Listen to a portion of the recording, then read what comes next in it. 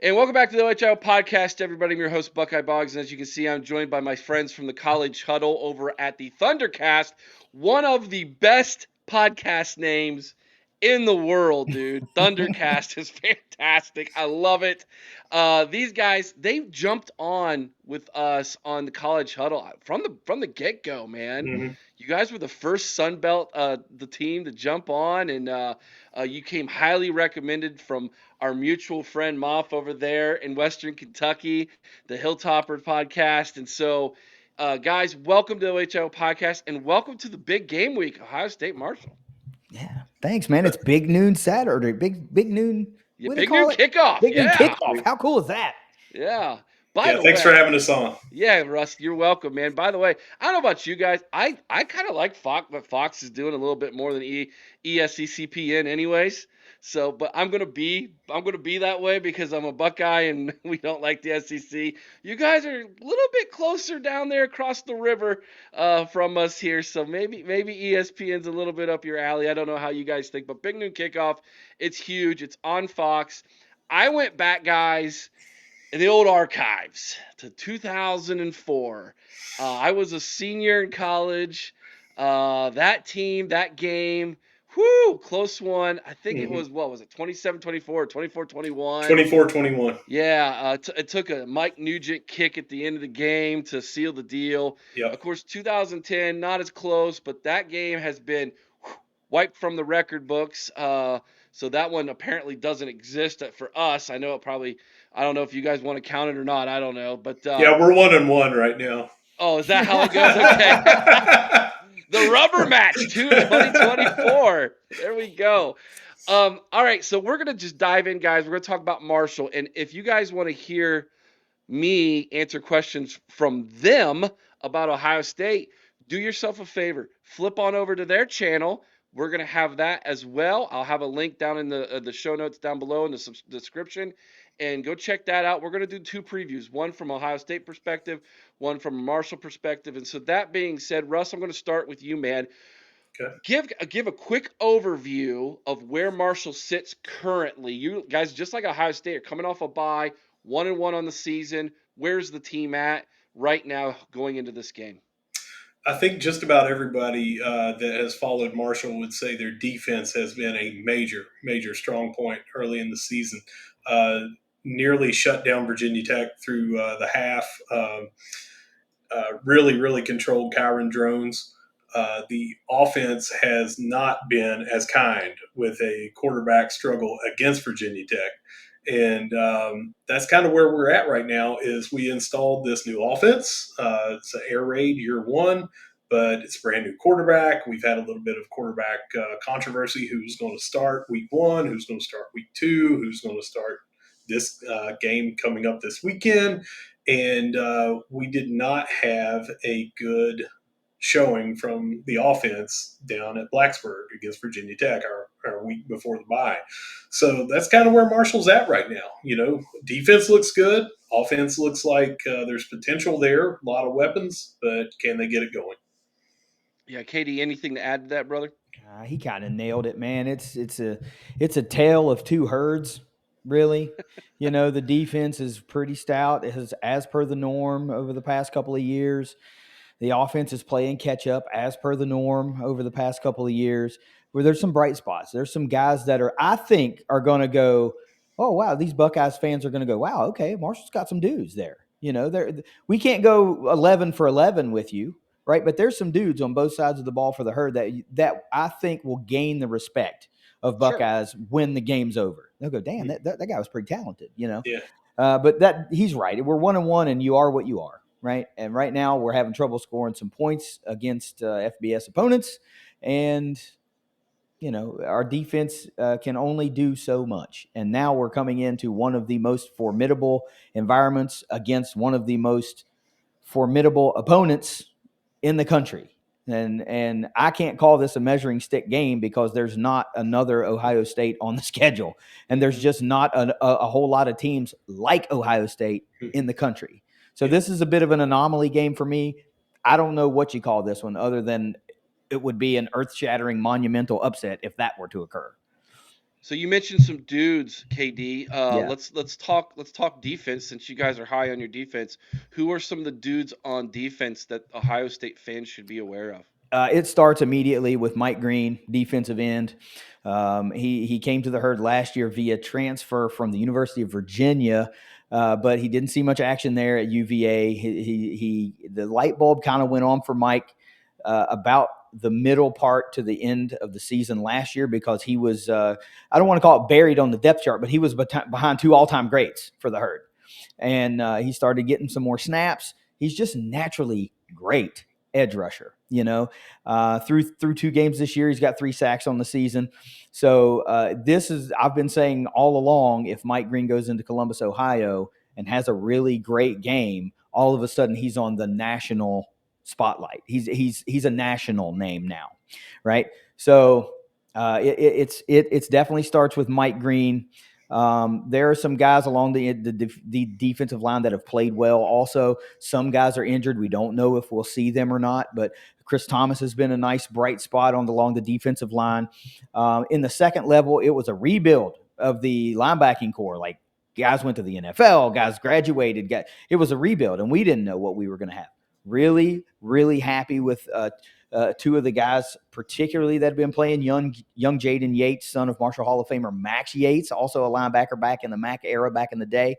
And Landon Watson has been a huge player for the Herd. Yeah. Transfer player came over from, I believe, TCU. It was either TCU or Baylor. Which one was he, Russ? TCU? TCU. Yeah. First meaningful action for the Herd, career high in tackles against Virginia Tech, 12. Secondary is really solid from top to bottom, but again, you're going up against 5-star players at seemingly every single position, and we know that.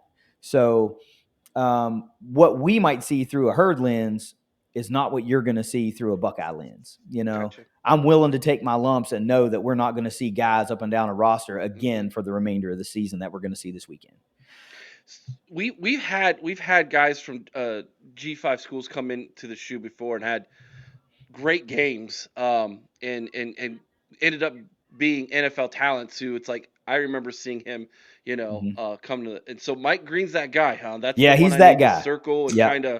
kind of like. Yeah. So what you have with him is he's Mhm. just a physical freak. Mhm. He's fast, he's strong, he's maybe one of the strongest on the team. He was an outside linebacker at UVA as a true freshman, and he redshirted. He came here, and we said we're going to make him a defensive end. And like KD said, he was behind 2 all-time greats, one of whom went to the NFL this year, this offseason. And we have been shouting this out on every podcast that we get invited to for the off season. It's like, who is that breakout guy? Who's that guy that everyone needs to know? And we've been saying Mike Green. He's got 3.5 sacks through 2 games. He would have had probably 3 more against Virginia Tech if Kyron Drones was just not a defensive end or linebacker himself back there throwing the football. He was able to basically get away from some sacks that were like shoestring tackles or something. He is just going to be in the backfield at some point. I know you guys have an amazing offensive line, but it would shock me if he doesn't have 3 to 4 QB hurries to sacks in this game. I'm not saying 4 sacks. I'm Sure. saying combine the hurries and the sacks. He should have 3 or 4 that he's going to be back there. Does he play on one particular side, or do they move him around? They've even brought him in the middle. KD was Nice. getting ready to Okay, say so he's that. KD, versatile. go ahead. Yeah, you'll see him not exclusively on the edge. The majority of the time you will. But we saw the wrinkle in the home opener and was like, hey, look, they're moving him inside here. This is unique, Yeah.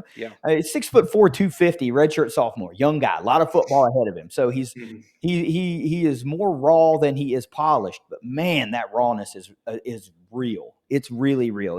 It's almost like he was kind of put on the planet to learn how to be a great edge rusher. And, and he's working to be that, Yeah, his technique, you imagine he was an outside linebacker, and last year he has to learn some of those edge techniques. Yep. And he had all the physical tools. He got more and more snaps as the year went on, and he just had a very good year in what was kind of like a 50% or less playing time situation. Until later in the year, he got more snaps in. But he is that guy, and he does have the techniques down now too. So I'll tell you, KD mentioned young and redshirt sophomore. He's on the Reese's Senior Bowl Mm-hmm. watch list as a redshirt sophomore for this year. Yep. They're saying, Okay. yeah, they're saying Reese's Senior Bowl is, he might be on here on the broadcast for Virginia Tech.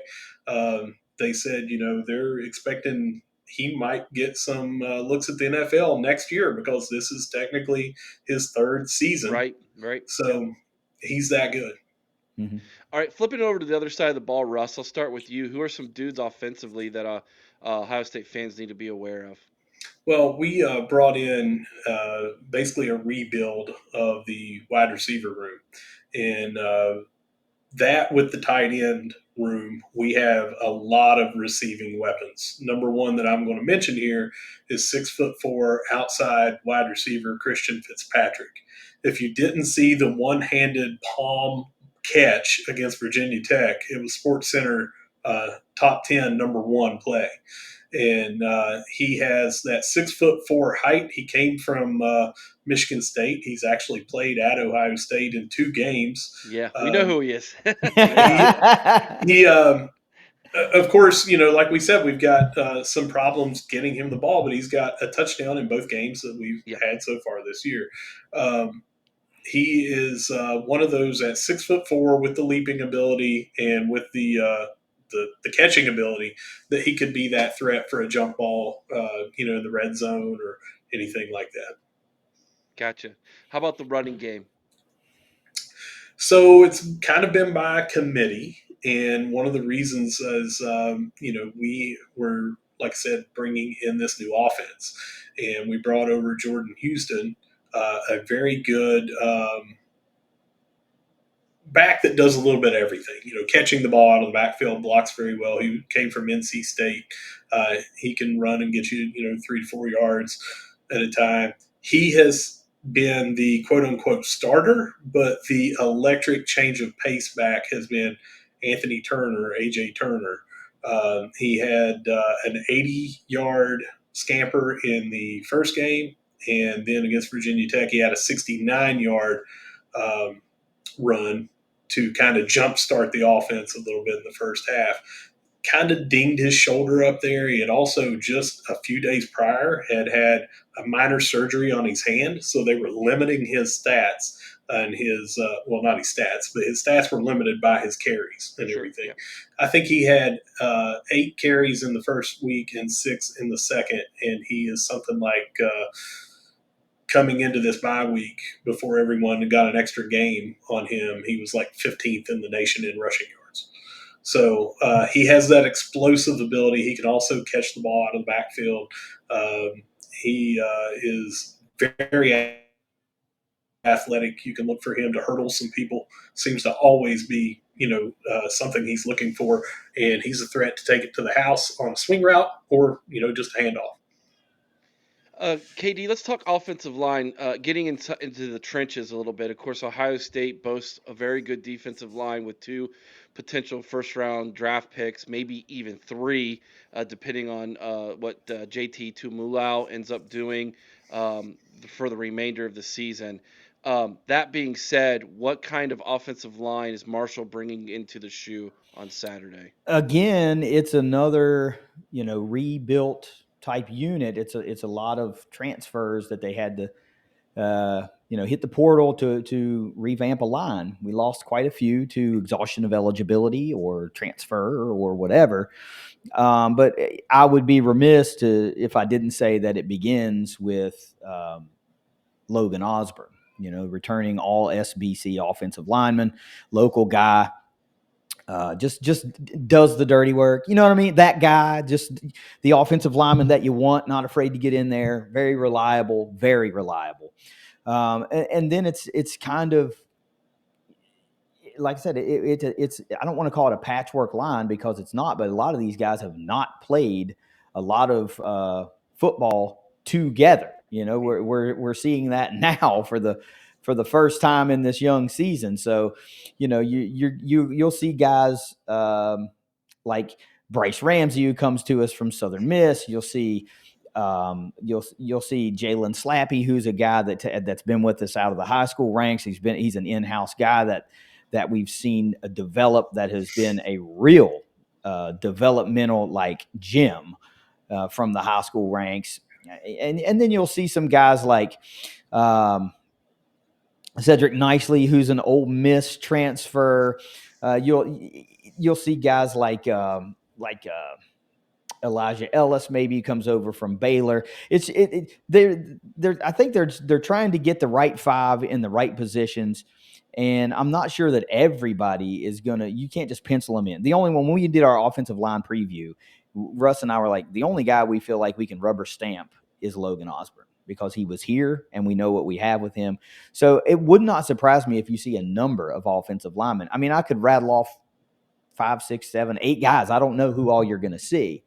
But they do really well. So far in this young season, we have not seen that holding penalty rear its ugly head. We have not seen that false start rear its ugly head.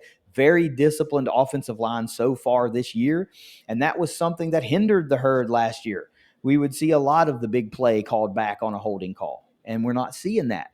The Herd, while you can't attribute this just to the offensive line, it's a team-wide statistic. Very low penalties this year, and that's a bright spot, considering that that's kind of uncharacteristic for Marshall. We would see a lot of penalties. We're not seeing that this year, at least early on. So they play good, clean football.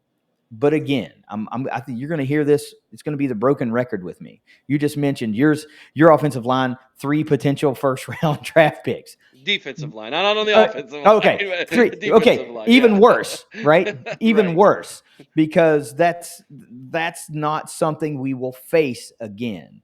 Right. So these guys can hold their own. I'm not saying they can't, but when you guys substitute, Jiminy Christmas.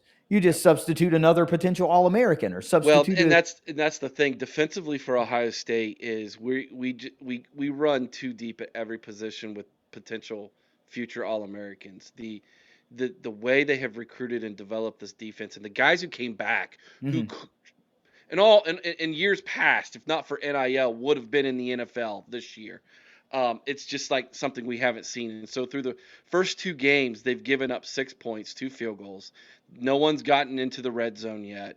I kind of hope, this is going to sound bad as a Buckeye fan, I hope Marshall pushes us a little bit and can get in the red zone, and we can work on that and develop that. And so, not that I want to see a close game as a Buckeye fan, but you know what I mean? Like, there are some things that we need Marshall. And the way we've looked at this schedule is every week it's a step up. You're playing a better team every single week, and that includes into the Big Ten for the big one against Oregon when we go to Eugene, Oregon. And so that being said, I want to talk a little bit about your coach, Charles Huff. A lot of people don't know this. He was on Penn State staff the last time Penn State beat Ohio State. Mm-hmm. And he was the running backs coach, in fact, special teams coach. And special teams, if you go back in that game, was what won that football game for Penn State. And so talk a little bit about him, KD, if you don't mind. I'll start with you, and then I'll go to Russ. I'll go to you second. Talk a little bit about your coach, what you think of him so far. And then on top of that, maybe a little bit about special teams. Is there a little bit of a wrinkle there that he's got going on, since that is one of the backgrounds he has? I don't know if Russ and I are in the minority, but we're definitely in the vocal minority when it comes to the support of Coach Huff. We like Huff. We like what he's done with the program. And there's a lot of fans, and this as a Buckeye fan, all they care about is the wins and losses. Right. That's all they care about. But for that aside, all the other things that he's meant to the program and establishing like a level of, I don't know what you call it, like a level of confidence in the program, in the community again, is great, man. But then it does come to a point where you're like, all right, all that's well and good. Now let's win some games. Okay. Sure. But we like Huff, and we like how fire he is on the sidelines. I like that he coaches with emotion. I like that, man. When his guys make a big play, he's not that stoic guy on the sideline. It's like, well, I've seen this a million times. So Yeah. hell no, he celebrates it with his boys. He's Sure. out there Yeah. fist pumping on the sideline when they get a big stop or when they get a big return or something. He is like the first one out there to congratulate them for that, you know? So I really like Coach in that aspect. And he's recruited really well for us. There have been guys in this now portal era that he has attacked the portal. And he's told us personally, he's like, I want to be all the way up to the edge of what you can and can't do without crossing the line. He's like, Sure. I don't want to be on the safe side of it. I want to be right up to the edge and go get the best players that I can get to help the herd win. As far as I know, I mean, all coaches, I think, at some point have their finger in special teams a little bit, you know. But Coach John Gallant is our special teams coordinator, and we're seeing some things this year. Russ has pointed it out in every recap we've done. Punt return yards, and I'll let him speak about that, is more apparent this year than it was last year. We've been strong for the past couple of years in things like kick return, but we did lose an All-American. Yes, Marshall had an All-American kick returner last year, right? And he hit the portal and went to Notre Dame. So, you know, that's the NIL world that we live And then in. lost to Northern Illinois. Well, I mean, he was on the other side of that too when we beat him 2 years ago. So, there you go.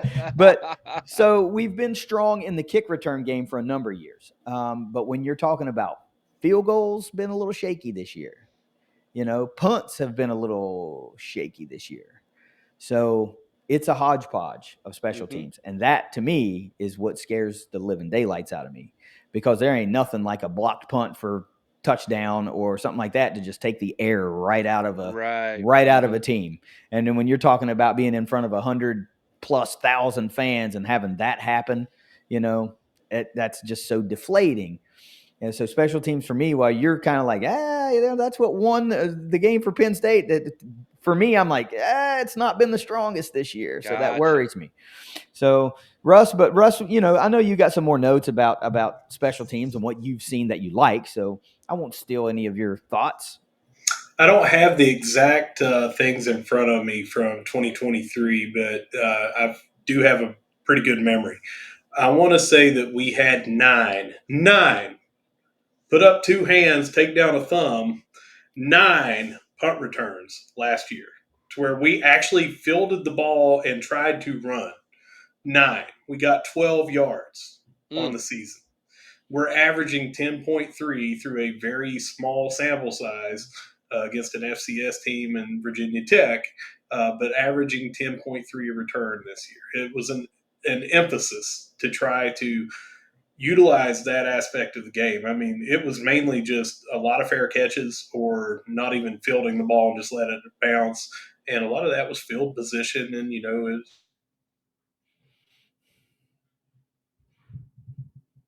a lot of that was field position, and you know, but no, he's right. He's right. It was a real weak spot or it wasn't a weak spot. It just wasn't a weapon for the herd. You know, we weren't generating a shorter field for our offense last year, and the bright spots this year have been kind of via transfer. You know, we got a guy from Middle Tennessee State that came over, one of their best players last year, Elijah Metcalf, and he's come over and been another weapon in the return or the wide receiving game and doing double dip as a punt returner. Huge weapon for the herd early on in this season. So we've seen a couple of guys return punts for Marshall. So it wouldn't surprise me if you see different guys out there getting those opportunities. But you know, obviously you're going to need some miracle things to happen. One punt return for touchdown is not going to be a difference maker in this game for Marshall, right? Yeah. I don't think. And I just don't think these teams are built so that it's going to happen multiple times. When do you see multiple returns for a touchdown in a game ever? It's very, very exceedingly rare. And those are the type of things Marshall's going to have to keep this one a little bit more than respectable. I'm fine with going in and playing and just not getting utterly embarrassed, right? Because in this world of college football, that's kind of the name of the game. Yeah. We've seen it. How many you guys have embarrassed people? We saw, who was it that put up freaking, even one of our own conference mates just this past weekend put up freaking like 86 points or something like that. I'm like, man, why you do? That's crazy. It was You know? 87 points by South Alabama. That's crazy. So, 45-7 sucks. I don't want to think about that. I did that in 2010. I don't want that repeat, right? Well, So, let's talk 2022 yeah. because you brought it up, KD, and it is a well, I can laugh about it because I'm not a Notre Dame fan, but that season was very interesting. The beginning of that season, Notre Dame comes into Ohio Stadium, plays a very tough game. The very next week, they play you guys. I think it was the very next week, Mhm. and you shock them. Russ, go back a couple years ago, jump in the DeLorean or whatever, and Mhm. go back in the future. And what was going on that week, and how did that happen? And is there any residual from that that says, hey, Ohio State's very similar to Notre Dame in the aspect of size, name, brand, stadium? What can you glean from that? Well, I can tell you that I predicted us to win that game 28-23 on our Did you show. really? We won 26-21, and I Please picked tell me you 28 to won some 23. money on that too, man. So at the time, I was under this couple of decades sabbatical from betting. I don't have a Gotcha. problem. I decided to take a couple of decades off. But I had us 28-23, and what I have always done is matchups, and I felt that our defense was a very very good matchup for them. They were without. I'm trying to remember. I think it was Chris Tyree was out, but I felt like the only weapon they had through the air was going to be Major, their tight end that went on to the NFL. He's Yeah. a great tight end. And he ended up being their only weapon pretty much on the offense that entire day. We beat them at every level. This wasn't a game where you had to have some kind of fluke bounce that went our way. We just went up there and had the better team. And that's Mhm. what I saw on paper. And I cannot compare a Notre Dame who I feel like most years has gone by their traditional name. That's Notre Dame. They have all the resources in the world, but they are not on the same plane as Ohio State. I feel like the haves and the have nots right now, we just do not have the resources to consistently beat someone like your top three teams, being like Georgia, Alabama, and Ohio State the last few years. And before that, Clemson, and, throw a couple other teams in there. Just the resources. That 2022 game going up there and beating Notre Dame, while I thought that was wildly impressive, and so did everyone in the nation. If we were to somehow go up and dominate Ohio State like we did Notre Dame, then, brother, that's two very different You, categories. you This is like go to the we're going, casino right afterwards, man. we're, Stop on the way home. we're talking about playing the 85 Bears next week. I wouldn't go that far. Well, I mean, but you look at the comparison of Sure, what sure. what our entire athletic budget is versus what has been stated various different ways that you guys spent on NIL this offseason. I mean, it was comparable to, I heard anywhere from 20 million to 42 or something like that. And our athletic budget's 37 for all of our sports. So going up to Ohio State, one of the hardest places to play with basically an all American team, a who's who playing across every position, would just be insanely crazy different than going up to Notre Dame and beating them in 2022, when even on paper I said I don't see where they're going to get the offense against our defense. And, a couple of people picked that, not a lot, but, a couple of people were like, yeah, they're down a tight end. I mean, they're down a wide receiver. We're not sure about this quarterback, will they be able to put up points? And we basically went up there, and it was not as close as the score indicated at the end of the game. We could have walked out of there and dog walked them by about 3 touchdowns. Woo! Go back and watch the game. You can find it on YouTube if you want to watch a really good game. Of course, it was an NBC Peacock game, so It's Oh always yeah. on Peacock. they're talking about Notre Dame and Notre Dame and Notre Dame, and then by around the the late third quarter and everything, they weren't just saying, well, they've allowed Marshall to stick with it. They're kind of like, guys, Marshall's kind of dominated this game. This is not really that close, Yeah. and it could have been a lot worse. I know a lot of the tendency is to think, well, Notre Dame must have just had a myriad of turnovers all over the place and penalties like crazy, and were shooting themselves in the foot, and they weren't. They had turnovers. We capitalized on those turnovers. We forced those turnovers. Forced those. We're talking about some of the best interceptions that you'll see. Yeah. It was just amazing plays. It wasn't like it was a batted ball that happened to fall into our lap.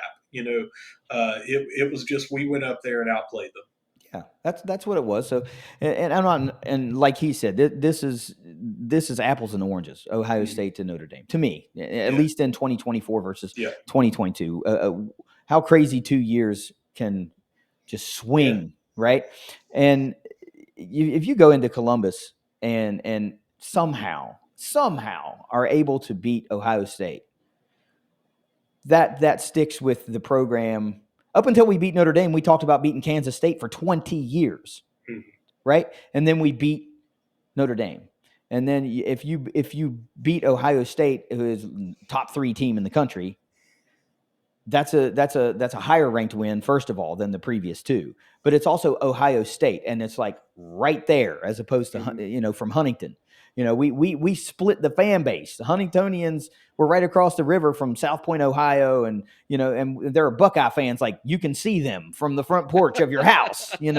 So this is not the same thing. There's not a lot of Notre Dame fans that you can see from your front porch, and you can do that in Huntington. And Ohio State has a big regional presence, right? But to just go there and beat a blue blood of college football is just on a whole nother level, and that puts you on in a conversation like.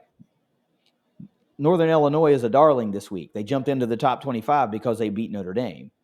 Well, if Marshall, who is unranked and down probably in the 70s or 80s, I would imagine, if they beat the number 3 team in the country, watch them jettison up to the top 25. Because why wouldn't they? Jiminy Christmas. This is a perennial playoff team we're talking about here. So it's just apples and oranges, man. It would be monumental for the program. It really would. Well, bookmark that. We're going to come back to that, being able to spit on one another across the Ohio River. Real fast, let's finish off our talk about the game itself. Sure. Give me your predictions. Russ, I'll start with you again. How do you think this game is going to go, and do you have a score prediction? If you don't yet, that's fine, but how do you think this game's going to go? And have you played it out in your mind? What do you foresee it being? I have. I'll be at the game. I'll be at least 10 of the games this year for Marshall. I like to travel and watch as many as I can, so I will be there. Little myth that it's going to be noon. I was hoping for 3:30 to get a lot more tailgating in, but it is what it is. I'll just tailgate Friday night and then early again Saturday morning.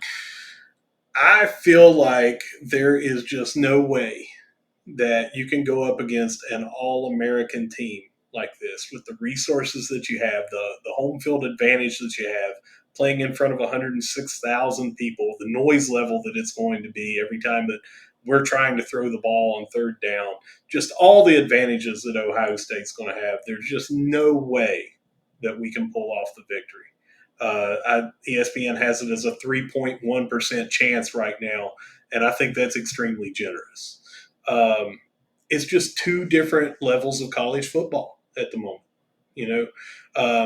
I do see us going in and playing respectable to the point where you said no one scored more than 6 right now, or is it 6 combined? 6 total, 2 field goals is all they've given up. Yeah, that's what. So I do look for us to get into the end zone and earn a little bit of respect. And I actually see it 41-14. Which is much lower than the spread. And I am back in the game, so I did take Marshall plus 39.5. I'm good with that. But I see us at least having some people go, hey, that was the best team that we played this year. Yeah. Ohio State notoriously does not cover the spread, by the way. That it notoriously down here. Yeah, no, there's your betting tip. I think it's like 30 some percent. And what happens is Ohio State fans will drive that number up. And they know that. Vegas knows that. They know Ohio State fans are buck nuts. So they're like, KD, what about you, man? What do you think? How do you think Yeah, this game's going to go, it's brother? this is the uppest of uphill battles as far as I'm concerned. What I'm wanting to do is go in there, come out healthy first of all, because look, this is a great game. It's one that fans are excited about. It's a marquee opportunity. Is it likely that you'll see a victory? No. So we have bigger fish to fry in the sense that we have. I want to stay healthy for a run at a conference championship. You know what I mean? Like we still have if you go on a run here, let's say Marshall goes on a run and they lose to Virginia Tech, they lose to Ohio State, and they win out. Let's just say that. It's going to be really hard to say that Marshall's not the best G5 team. If they run through the Sun Belt undefeated, win the Sun Belt, and your only losses are to probably a playoff team, Ohio State, and who knows, maybe a fringe playoff team or a playoff team, Virginia Tech. Like, who knows?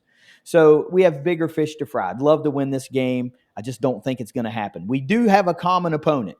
You just beat the brakes off of Western Michigan 56-0. We play them in a couple of weeks, so you beat them 56-0. I like us to find the end zone a couple of times as well. So, if we can keep it to that 45-14 thing, I'm good with that. A lot of fans are like, listen to these guys. That's a loser's attitude. All right, call me what you want. I don't really care. Right. I'm being realistic with it. Give me 45-14. That's just kind of what Ohio State does. They cruise to victory. Maybe we'll see some young players that just aren't as sharp all the time, and we can get into the end zone. Or maybe you see AJ Turner find a little daylight and break one. It's just too much of an uphill battle, man. It just really is. It's a great game though. It's going to be a great opportunity for the Herd. Yeah. It's great for several reasons, and you guys mentioned it. Like as far as D1 schools near us, we have all the MAC schools in Ohio, right? You guys are the closest, I believe, the closest school proximity wise from Yeah. us that's not in the Big Ten. Mm-hmm. It isn't an Ohio school, Mm-hmm. and there's a lot of southeastern Ohio Buckeye fans, like you said, and you're Yeah. right across the river. So my question's this, KD, I'll give you this one. Russ, I got a different one for you next. Okay.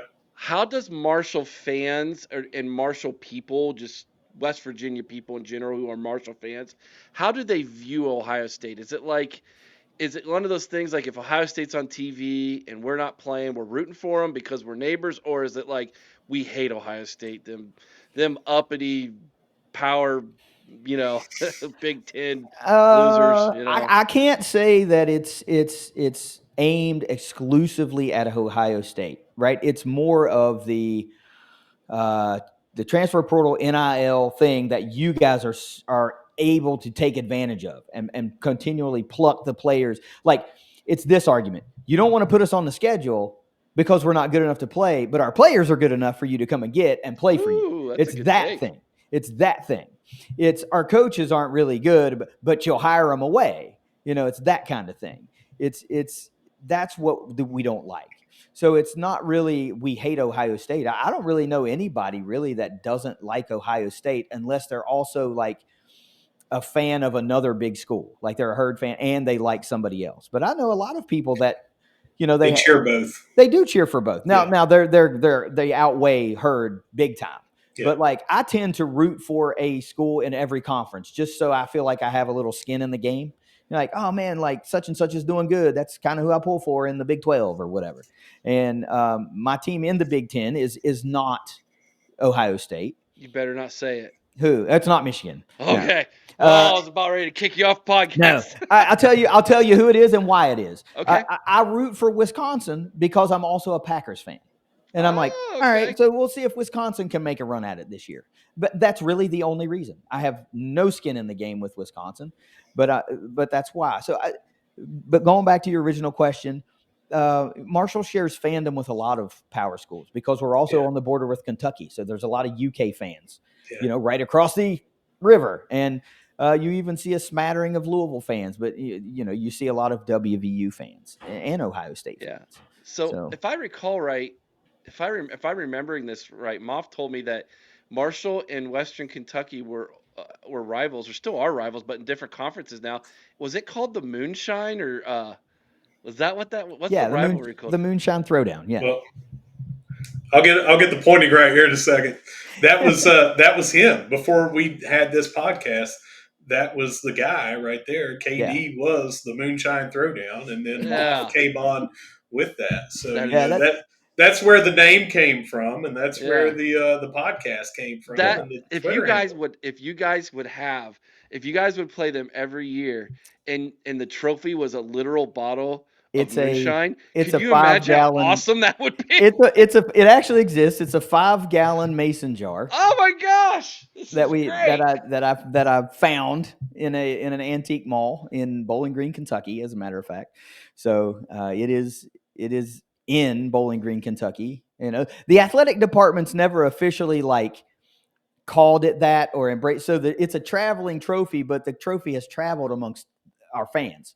You know, so Yeah, if Marshall wins, I'll maintain possession of it, or maybe Russ because he's in Huntington or whatever. But and then Steven or somebody in our close circle of friends there in Bowling Green will have possession of it when Western wins. that If we is get so it, cool. if I Yeah, keep it over here, I'm filling it up. that was Yeah.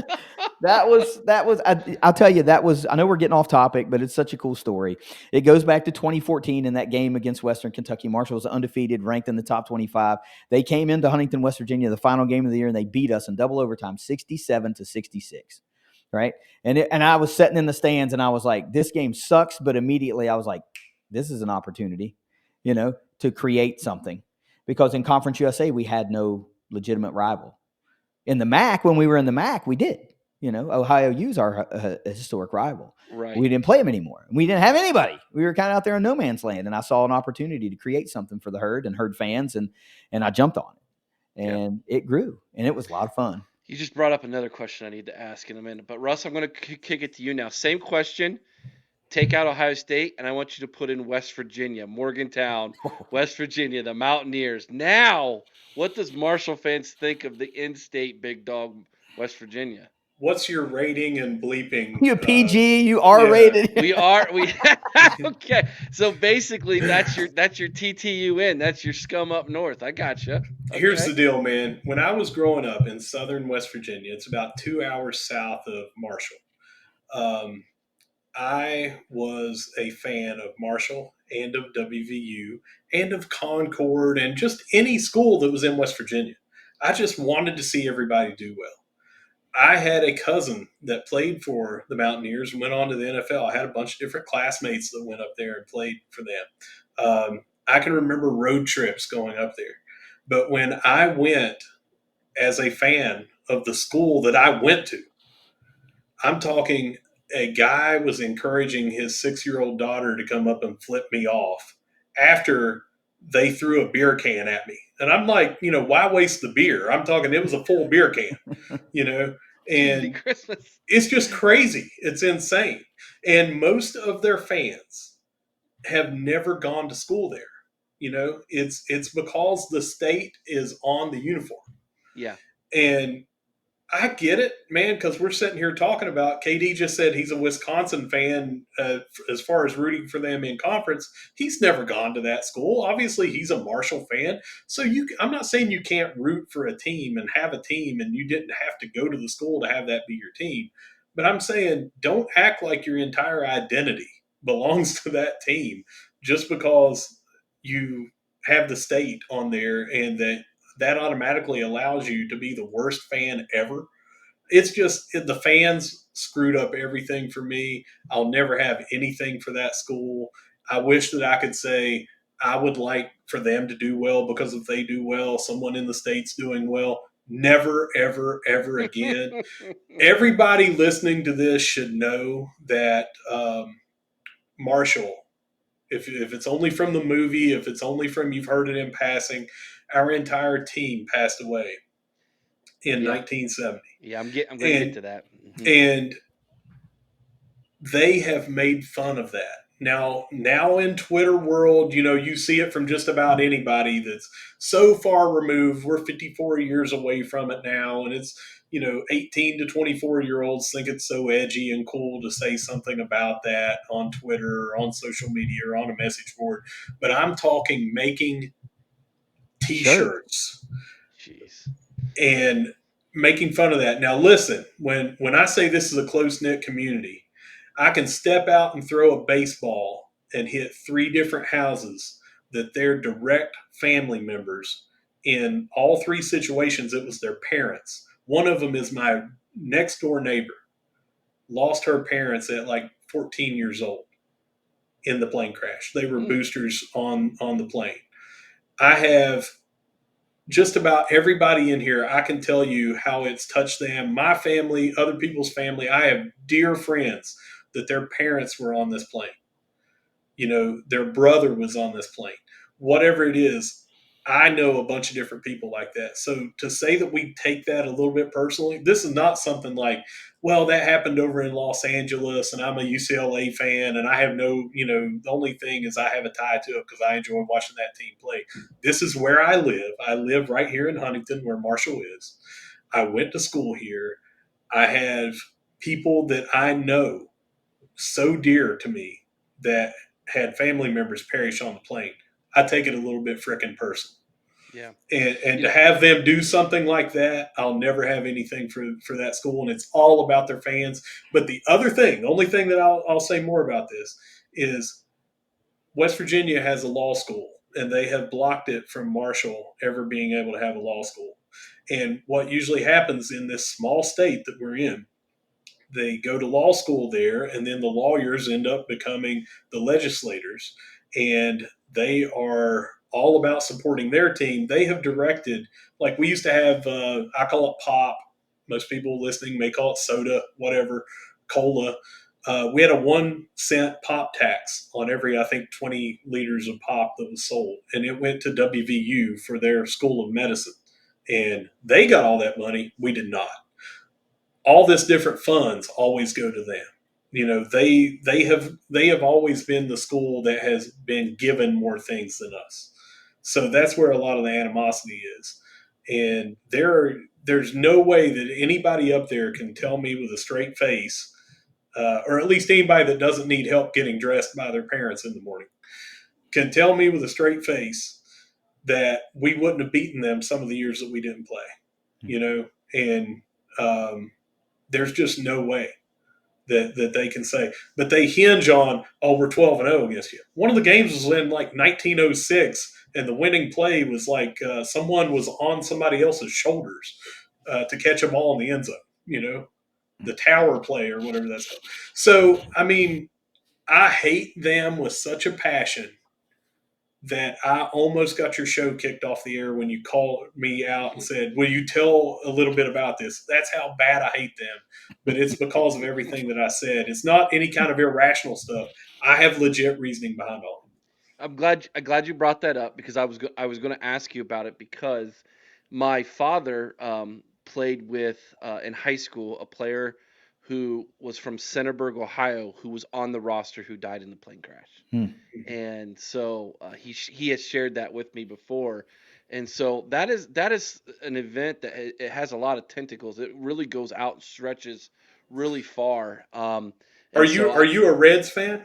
I am a Cincinnati Reds fan. Well, Yes. I am too. KD is as well. Ken Griffey signed with Marshall and was going to come here and play as a wide receiver, and he would have been on that Oh crash. wow, I did not know and that. and he ended up getting drafted by the Reds, and he chose to play for the Reds instead, or go the baseball route, and he missed being on there. So we wouldn't have had Ken Griffey Jr. We wouldn't have had Ken Griffey Sr.'s entire career.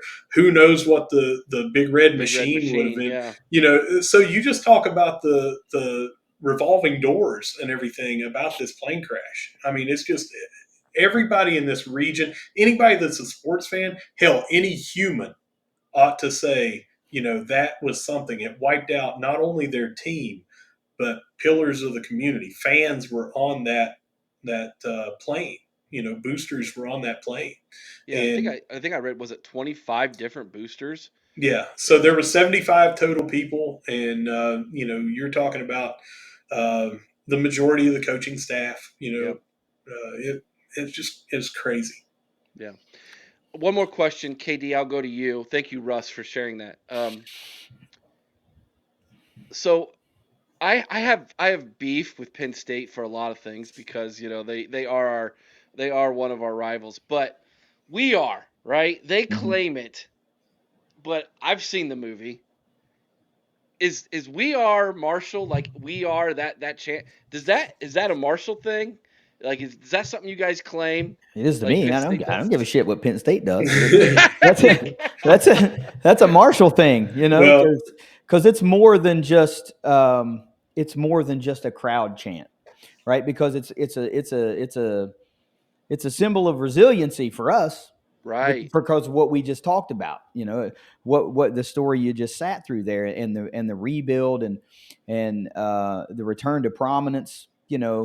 You're talking about losing a team and then fielding a team the next year, and then being able to win a couple of games in that first season of competition. And then it was a lot of lean years, 15 years before you have a winning season. 1985, you finally get a winning season. 1987, you're in the 1AA national championship game, right? 1990 begins the decade, the dynasty for the Herd, where you're the winningest team in college football, above Ohio State, above Miami, Florida, above Nebraska, above all these teams. You notch a couple of 1AA national titles, right? You make the move then to 1A, which, of course, now for the younger listeners is FBS football. And you go into the MAC in 1997, which is Russ and I's freshman year at Marshall.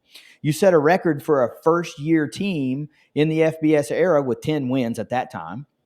You win the conference your first year in the MAC. You win the conference your second and third and fourth year in the MAC, right? And then it's like, wow, when does it slow down? And you see it finally start to slow down in the early 2000s, and also the move to the Conference USA. So is not just something that gets the crowd going. It's literally who we are. It's what we mhm, are. It's what that means to me and what it means to our university and our fan base. And it's a resiliency thing. It's a statement. It's an identity. It's not just, you say we are, and this side of the stadium will say Marshall, and it'll just be cool to hear. So again, Penn State can do what they want to do. yeah. A lot of teams have put out shirts that say, we are Boise State, we are Georgia, we Yeah. whatever. That's fine. That's fine. We are. We are. I can't find the year, and what I was trying to look for there. Katie's right. Penn State, can say we did it in the '70s. Marshall has been doing it before this stadium, so it was in the '80s that they were doing it. That you can go back, and Penn State say, "Well, we did it before then. Here's a clip of the game that we did it, or whatever." If you look above Katie's head, it says "Son of Marshall," and the fight song for Marshall University is "Sons of Marshall." And the opening verse says, "We are the sons of Marshall." That was in like 1906. I can't remember the thing. I'm trying to find it here. I wish I had it, but it doesn't go back any further than that. Penn State was not up there chanting "We are Penn State" before we decided to write a fight song that says "We are the sons of Marshall, sons of the great John Marshall." Mhm. um, "We are" is the first two words of our school fight song. So yeah, we're going to lay claim to that. Gotcha. This has been a lot of fun, guys. I knew this was going to be a good preview, and I knew it was going to be a little bit more juicier at the end of this thing when we got into some of the stuff that I love to talk about. I love talking about college football Yeah. beyond just the X's and O's. I Well, really wait a do. minute. It feels like you wanted to get this G5 perspective of how the elite teams are viewed. It's like, let me get the dirt on what these guys feel No, about I these. wanted I wanted to get your perspective because there's a little bit. I think there's a some mileage there that's really short. Oh, okay. Like and listen, I could care less what Bowling Green thinks of us. It's like Yeah. I could. Me, I me mean, too. but I respect here. Listen, I respect you guys because I remember the first time I got a PlayStation, I got college football, and I was like, I'm gonna go be Marshall so I can play with Chad Pennington and and Randy Moss and like there's legitimate. They're like Marshall's legitimate. Hmm. Appreciate that. What's Bowling Green got? Urban Meyer coached there a couple years. Yeah. You know what I mean? Like there's this chasm between those two programs, in my opinion. And I kind of look at Marshall as I mean, no offense to West Virginia and them, but like to me, I could see Marshall going into Morgantown and winning a game. I I mean, believe that. we could. It's not the same animal as going into Columbus and trying to win a Right. game. Yeah, That's my point. Is yeah, and I do a series called Border Wars, where we break down recruiting from the perspective of Ohio and Pennsylvania, Ohio and the state up north, Ohio and Indiana. We've even started to get a little bit into Kentucky because people don't realize, but if you watched my show, you've heard me say this. Kentucky has taken Michigan State's recruiting blueprint, which is if Ohio State didn't offer you and you're from Ohio, you get an automatic scholarship if you're in the top 25 in the state. And so you go look at Kentucky's roster and they've got some Ohio dudes, and they just almost beat Georgia. And Mm-hmm. I have been hammering this pulpit for years that that's how Michigan State beat Ohio State. They had a roster full of the next tier kids from Ohio who were pissed off that they didn't get an Ohio State scholarship, and they already hated Michigan that was inbred in them being from the Buckeye State, and now they hate Ohio State because they didn't get a Scully. And he went and just that was Tressel's thorn. Was Coach D'Antonio's recruiting the state of Ohio to East Lansing, Michigan. Hmm. And so I look at West Virginia, and yeah, West Virginia high school football, they're not going to produce 25, top 100 kids, but every now and then there's a kid who, that Ohio State looks at and glances at. And so I wanted to get your perspective of Ohio State just because as a border state, I'm really interested in that the geographical things that happen recruiting, college football wise, etc. So just a little bit of an explanation. Yeah, Russ, you look like you wanted to say something with that. no, Okay. I was just thinking about WVU again. It was. I was sitting here. We were talking about border, and we're talking about West Virginia as a state, and I'm sitting here thinking about WVU, and Yeah. yeah, See, I appreciate that you said that Marshall is like you respect the program, I and do. I feel like if the herd had gotten a few legs up early, like if we would have ended up in the Big East many years ago, like instead of going from the MAC to the Conference USA, if we had ended up kind of in like the Big East at that point, well, Marshall has had a track record of showing that you could win games in Huntington, West Virginia. A coach could come here yeah, and win games. So I feel hmm like maybe we would have been on a little bit of a different trajectory, but yeah, we were politicked against that. Another reason, West Virginia was in the Big East at that time. That they didn't want that. Right. So whatever. I'm not going to harp on it. I don't want to extend your show, but I feel like Marshall is one of those programs that if and like Louisville was a Conference USA school, and it's different. It's market wise, it's completely different. But they were just a college football team that had some success, which and we they used to beat them like it was and they going out of caught style. they caught they caught a few good moves, and now they ended up in the ACC, and it's like who knows, I wouldn't have been happy like being the Vanderbilt of someone, like you just get pounded every year, but you're still getting a big paycheck. I would have wanted to be competitive, but I feel like the herd got left behind in that sense Yeah, when we well, were riding high, when we look were at perennial 10, 11, 12 wins a year. That was the time that it should have happened, and it just didn't happen.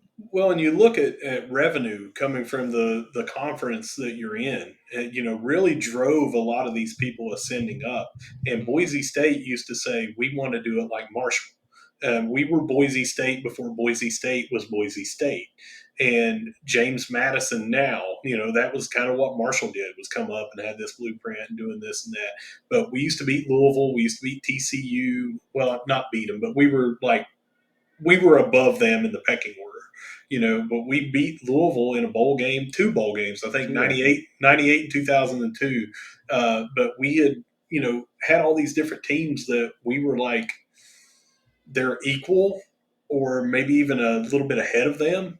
And definitely as far as like identity with having Moss and Pennington and Leftwich and Ahmad Bradshaw and all these different people that went on to be NFL stars. And we got left behind because we went to Conference USA, and that version of Conference USA Well, now they have their games played on gas station monitors, gas pump monitors. Not good, I'll say. So now we're in the Sun Belt and everything, but the Sun Belt is kind of lacking behind AAC as far as revenue goes. Revenue. And the revenue was because of the teams that have left that conference, and it's still the TV ratings that or TV revenue that's in place. So when you take a Marshall or a Marshall, App State, James Madison, all these different teams that have the built-in fan bases and everything in the Sun Belt, if you give them the revenue that these schools that are in the AAC are getting, and they can't get 8,000 people to come to their games, what is that going to do to us? We're going to elevate just like the Cincinnati's did, like the Louisville's did, like the TCU's did, that they got to go up in conferences and everything because they got a little bit of money and they were able to reinvest it and they already had the system in place. Marshall, I feel like, could do that. But we're a couple of decades behind now because that's just the way the dominoes fell back in 2005. Yeah. Yeah. We'll revisit this conversation in the off season because I want to dive into conference realignment with you guys a little bit because I feel like you guys would have some really good takes with that. So That's we'll all do we that. do is good takes, man. Nice. Well, if you want to catch those good takes and catch these guys, their fine podcast, the ThunderCast. Russ, tell everybody. Maybe we got some West Virginia fans who popped in here to wanted to see a preview and they don't know, never heard of you guys before. Where can they find you?